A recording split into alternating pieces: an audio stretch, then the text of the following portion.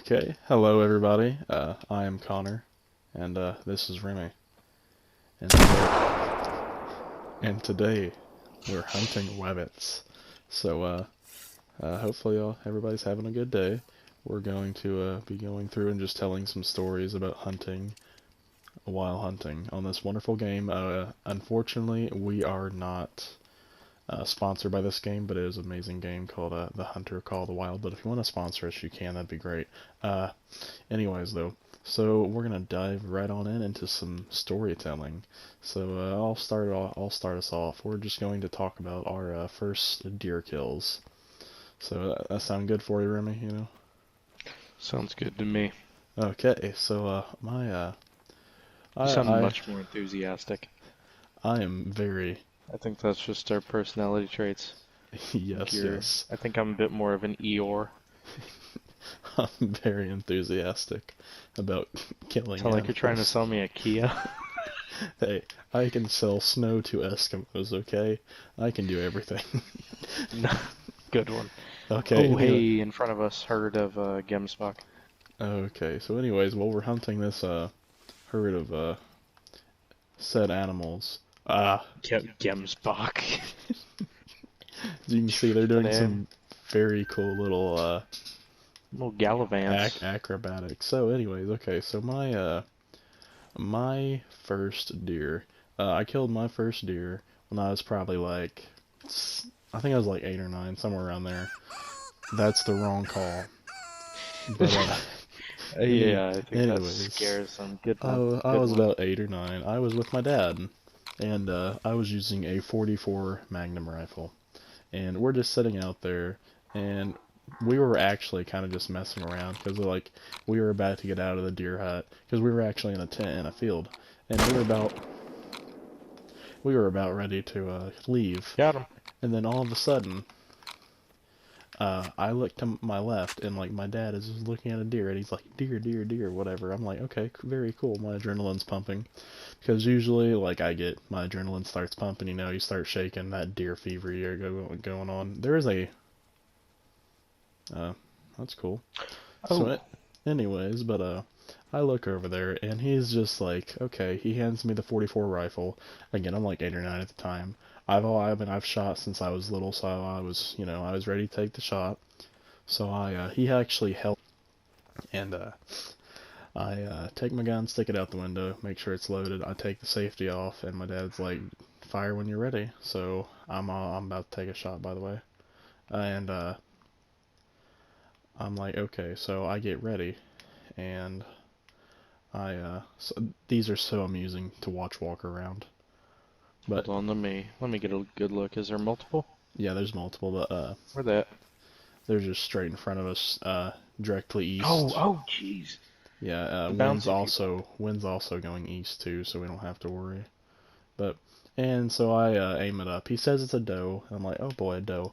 I look up there, and it's got little antlers on it. So my first deer was a 5 point buck.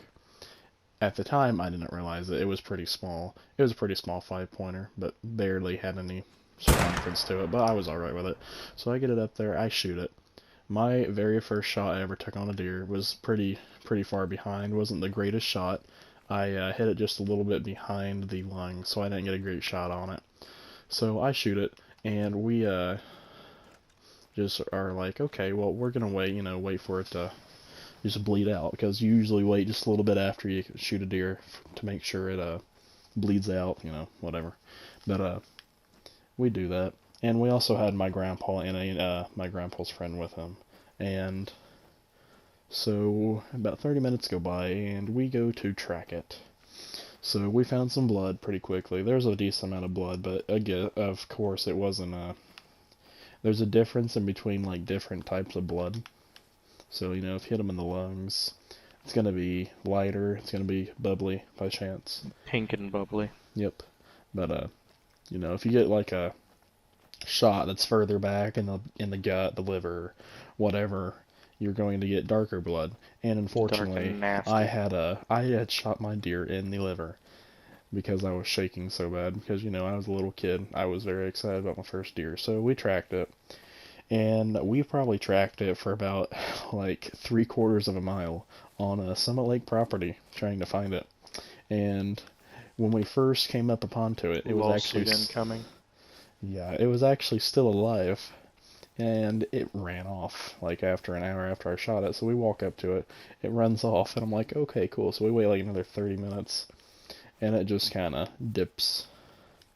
So we keep tracking it, and then we finally found it, and uh, I'm like jumping for joy because it's, just a cool little dude. But I was pretty happy about my first deer. But yeah, unfortunately, it was just a little small 5 point.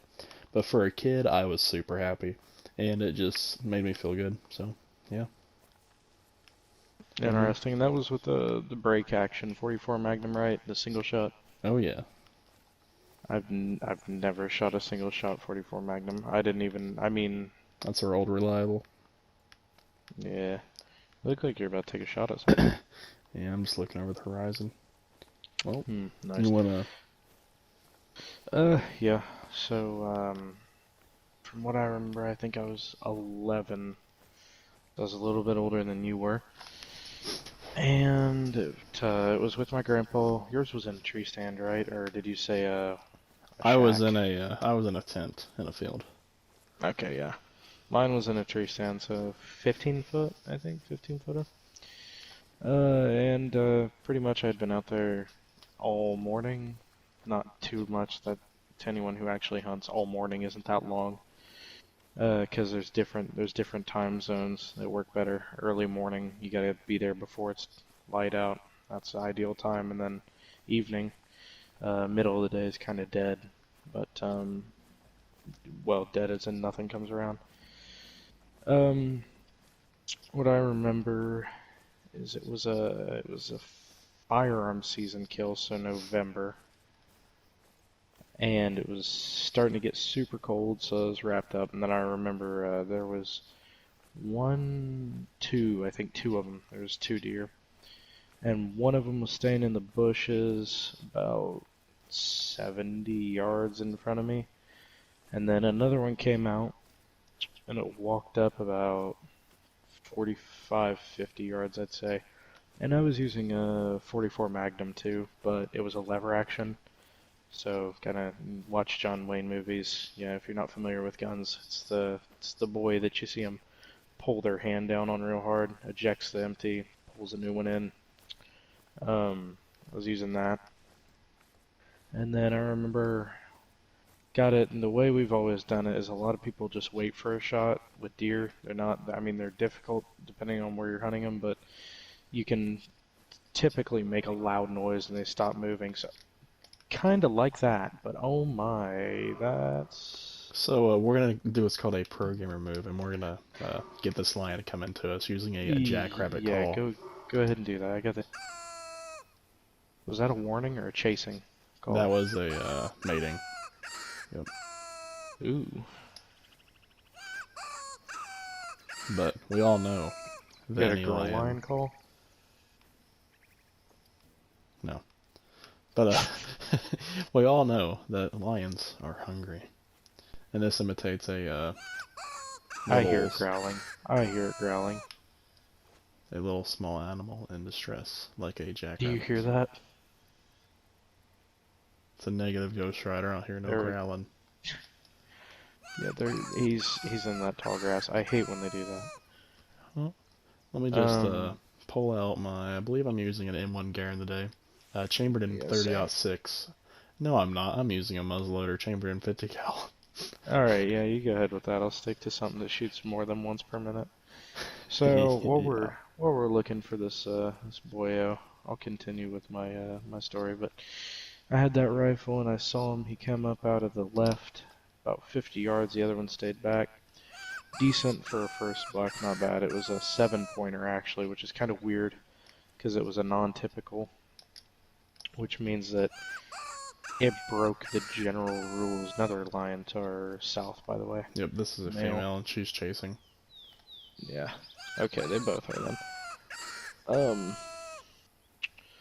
So he came out, and I leveled up the rifle, and then made a noise. I think I just yelled at it. I think that's kind of kind of like when you go to a dog, hey, like that, and then he stopped, and then just double lung shot, and he kind of just ran a little bit, and then he did a like Ricky Bobby roll, and then Shake and bake, flipped baby. over. Yeah, he just died immediately. I mean, double lung shot's pretty good. That's pretty much the ideal shot for any hunter is a double lung shot or a lung shot at all because it's super painless. Depends on what you're hunting. Sometimes a headshot, sometimes double lung.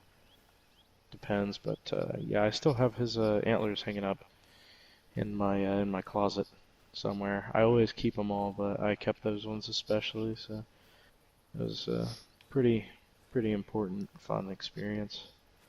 It's you can attest, Connor, to the feeling after basically like any kill is pretty different.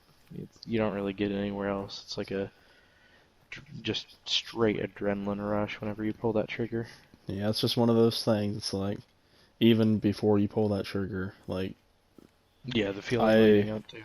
I've gotten a lot better about it, but like when I was younger, like my adrenaline would get to pumping, you start shaking, can't even aim your gun correctly Oh just yeah, 'cause you got same. that, Well, like, especially buck fever.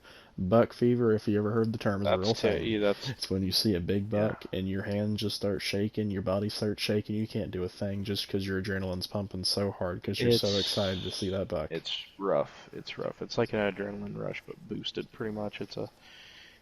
It can be actually pretty bad. But like you'll get to the point, I know at least personally, with deer, other stuff, coyotes, all that sort of thing, is your trigger finger, if you're resting it on the trigger, um, my trigger actually has it's on one of the guns I use a lot. It's almost like a I don't know, like a pre-indicator. I don't know. It kind of helps you with your pull, and it's a little metal piece that you can push back through a hole that's in the trigger. And when I'm holding my finger on that and I push it down, you can actually feel your heartbeat through your finger. That's it's pretty intense, but no, fun times, fun times. Yeah, so What I do we want to mean, move on to I'm next? thinking we go on to Favorite our, hunt? yeah, our favorite hunt we've ever had.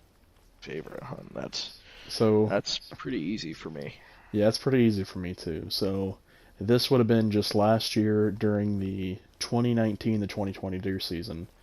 I was it was a day. I was actually my dad had actually had to get me basically like out of bed. I was like napping at like 2 o'clock in the afternoon, and it was during the fall break of last year. So we were just chilling around, and I don't want to get out of bed, but my dad gets me out of bed. It's archery season, so it's still kind of warm. I believe that night all I had on was like a thermal and a sweatshirt. It was only like 50, 60 degrees. It wasn't very cold. But You're lucky. You do archery. I don't do much archery. Barely any archery. So whenever I go to hunting, it's cold. So also, there's a lot of people out there. We'll go ahead and we'll call some people out. There's a lot of people out there that like to make fun of people who hunt with guns. You know, the archery princesses get to sit up in their cutesy little tree stands, in the warm part of the year. I have to sit out and scared up so many, and they're so wiry all of a sudden. So I just, I want to say it's not all roses and chocolate, man. It's difficult. You guys get it when it's warm. I have to freeze. yeah, unfortunately, I've taken a bow out in winter conditions, Yeah, and that I was mean not it's very fun. smart about it. But I can okay, understand why, the and funny I have no distaste for people who archery hunt, but you, I'm sure, know a lot of people that only archery hunt and then they complain about people who I gun hunt. I actually know a few people personally that they hate gun hunters, and they make fun of the Orange Army that comes out. But The orange. anyways, That's pretty clever. I'll I'm give gonna them shoot that. one of them dudes. Do you want the right or the left? You You saw know, him first, didn't you? I don't know. You marked him first, but That one in the front has I'm a. just gonna take the shot at one and just see if I can kill Wait one. 1 second. Wait 1 second. Now I'll I'm take the one in the firing. back. See the one walking? Too late. I don't know if I hit it. Pretty sure I did, I but I didn't hit any. Is that one just standing? Here, no, we're not gonna take a picture today. But No, they're oh, all alive. anyways, back to my story. So, can I reload this? Yeah, there we It's go. why. This takes a while to reload, but You're anyways, using so that. Jeez. yeah, so we went out archery hunting, and it was getting kind of dark. Wasn't really too dark yet, and I'm just sitting out there in my favorite tree stand that I like to call the recliner stand because it reclines. But anyways, we're just out there sitting, and I look over to my left. I see like five like spikes and does just running across the field about probably 150 yards out. But I got a bow. Button bucks and spikes are evil. I hate them. They're I hate very them. evil. That's But how that is the one-way ticket to. Oh yeah, you did mop up one of them. One of them's dead out there. Do you see it? yeah, I'm going to it somewhere. But anyways, yeah, I No, that's they're those. evil little Those are how creatures you because you actually. can't Yeah, exactly that's tell you if they're a can't tell, buck and or that's how not. you end up filling a buck tag on accident.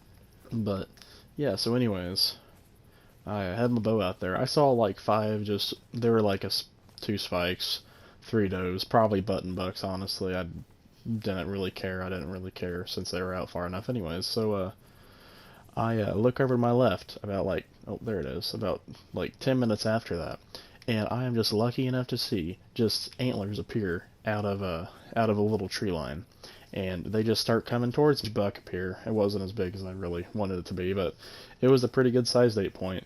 I saw it and I had got it, and as you can see, I got a pretty good shot on this one actually. Got a lung shot. Unfortunately, it kind of hit the liver and the stomach since I did not get a very good shot on it, but it's As long fine. as you hit the lungs. Yeah, but anyways, so with my real deer I shot, I had shot it double lungs. It was about probably halfway broadsided to me, but I had 15 seconds or so from when I actually saw it to when I shot it, so I didn't exactly have time for me to like start shaking or anything. My adrenaline was not there at all. So I put my bow up there. I put my little crosshairs on his, just right below his shoulder, and I let my arrow loose. And the dude just went running. And I'm like, sweet, okay. I went to go track it. We actually found like no blood for the first 50 yards, and we probably looked for about 10 minutes. And I can even find the arrow. I had no clue where the arrow was. But we get up to it, and I'm looking around, and we finally find just a huge, just big pile of blood from where it probably stood for just like a few seconds, and then a blood clot had let out, letting it bleed. But what is that?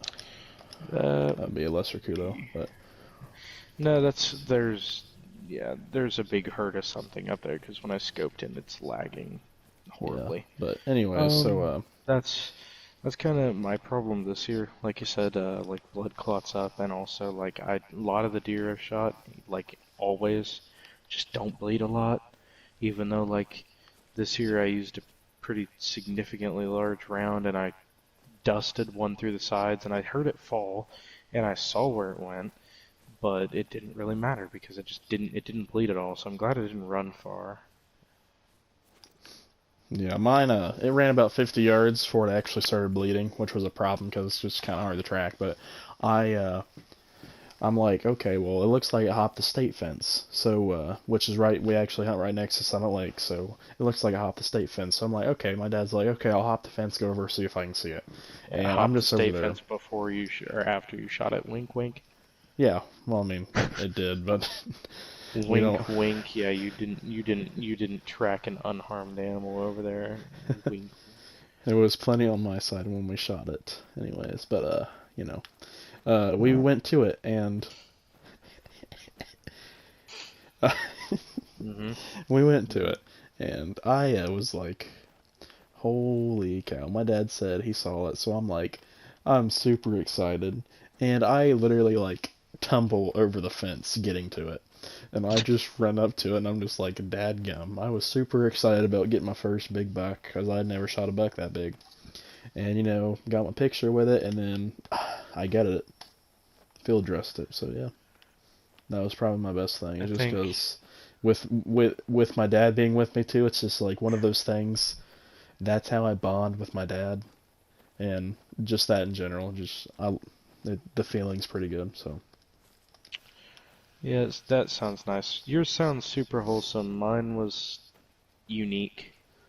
Um, for my Yeah. favorite one. I don't know if you've heard it. You probably have. It's been a while. What is that, Kudu? If Yeah. you see it, just pop it in the forehead. Um, I think for my favorite, oh, it'd probably be when I was using the 50 cal muzzleloader. Probably. So I was hunting on the same land that I killed my first deer, and this was actually the second deer I ever killed too. And this year, that year, I was decided that it was kind of easy to hunt with a lever action, which no shame, because anymore I really don't hunt for big bucks unless I see one. I just do it so I have meat. Cause it saves a lot of money. Um, you lining up a shot? No. Oh, also, one of the big misconceptions, so, here's something running. Uh, hello. So we're just gonna ignore them deer running past us, but so one of the big things is that people don't realize a I lot think I of hit it. us you might have I you need did. help tracking it, okay, but a lot of people don't realize, like, we hunt not for antlers, we hunt for meat. There's another There's dish. nothing. Well, But also, there's nothing wrong with hunting for antlers in the state of Indiana, as we are overpopulated. yeah, it's just one of those So things. It's like some people see people who don't just hunt for meat, as bad, but hunting for antlers is all right, but there's also some people I'm that are I'm just not even like, worried about finding that one. okay, I probably hit it in the shin or something. It just can't play basketball for a few months. yeah, It's it'll be fine. fine. It's not like they're gonna beat the Lions anyways. Yes, the football team. Yes. Yes. Yeah. Trophy hunting for deer really isn't that bad here. It's really not bad in any state because they overpopulate super hard. Really, trophy hunting in any farm isn't necessarily harmful. Might be morally wrong to some people, but if you really wanna get into what trophy hunting is, a lot of it is super expensive, and the money that is paid for it actually goes into conservation for the species. And usually, when you hunt a trophy, a good trophy animal is typically super old, which means it's past its mating range, which means it's only keeping other males from breeding with the rest of the herd, and therefore actually stunting population growth. So if you Exactly. So wanna, like, so yeah, if you wanna get into the argument that all trophy hunting is bad, maybe some of it's unethical. I don't know. Every operation runs different. It's a business that a lot of places offer, but yeah, for not example, necessarily as a elephants. whole. Elephants, Yeah, that's necessary. most elephants that are actually trophy hunted, so they do an absolutely amazing job of keeping track of all the animals on reserves and stuff. And I can tell you right now that all elephants usually shot on reserves for trophy hunting are all males that are probably, They have to be. yeah, that are The only all females extremely are old that do not poached. mate. Yeah, So the well, animals that's actually are that's taking up natural resources and cannot mate. So yeah. I'll what are you finish shooting my at? I'll finish Oh, my I'm just just Gemsbach. gonna. Smoke a Gemsbach or something. Oh, you missed. Oh, did I? Dadgum. Barely. It went right over his back. I'll get back to my favorite hunt, and then we'll come back to the elephant thing because I have some pretty good points about that. As far as my favorite hunt went, though, I was hunting with a muzzleloader, and then I which would have been black powder. When's black powder season? Is it Uh, December? It's December, right? muzzleloader season's like the first week of December. Yeah. So, um, it was December, and I remember it was super cold, but no snow. And I was hunting with my grandpa again, and we'd been out all morning, and we came home for like 2 hours all evening. So I probably hunted like 8 hours that day, maybe. I hunted about Uh, is that an albino? where, where? That is an albino. Where? Mark it. Straight across the. I did. It's straight across the. Where'd it go? Oh no, I don't know where it went. I think it went over the hill. It was a Oh, albino male oh no, it gemsbok. isn't. I see it. I see it. That's their natural color. I see it. Yeah. Oh man, that makes me sad. Yeah, they look. I'm gonna shoot Yeah, it. That's like a 300 some yard shot. Oh wait, I'm Yeah, using a muzzleloader. you're These using a dudes drop at muzzleloader. 150 yards. I barely missed him. So I was hunting with a muzzleloader, and it was December, so yeah, super cold. Been out for like 8 hours, and it was the end of the hunt, and I was super bummed out. Didn't see anything except does, but I wanted a buck that year. I wanted a good buck, and I didn't want to shoot any does. I didn't want to row up the area, so I waited and we were leaving. And it was probably like just a few minutes left of like legal hunting time, and I saw a buck probably like 150, between 125 to 150 yards. Pretty stupid out there. And the muzzleloader was setting in for 100 yards. So, fun time. And basically I just gauged it and got super lucky, and I nailed it, and it didn't bleed at all. I tracked it, and it's even funnier the way I shot it, because when we were walking out, we actually were walking through a field. The deer was onto us, because when we saw it, it kind of started feeling us out and realized that something else was there. So what happened was, we couldn't do anything, so my grandpa like bent over and looked at me in the face, and then I laid it across his shoulder, and he plugged his ears, and then I shot it over his back. So that was a fun time. But went ahead and tracked it. It took 4 hours to track. I didn't get it home till like midnight. It took forever. That one Gibbs buck in the back looked pretty good. Took forever to actually get it home. Cleaned it out, and it was a pretty decent 8-pointer. So that was a good time. By the way, you know how to change your distance and everything, correct? Mm-hmm. Yep. You about to fire? No, I don't have a clear shot yet. I do. As he fires. Yeah, it's dead. Yep. Well, it's been a pretty good talk.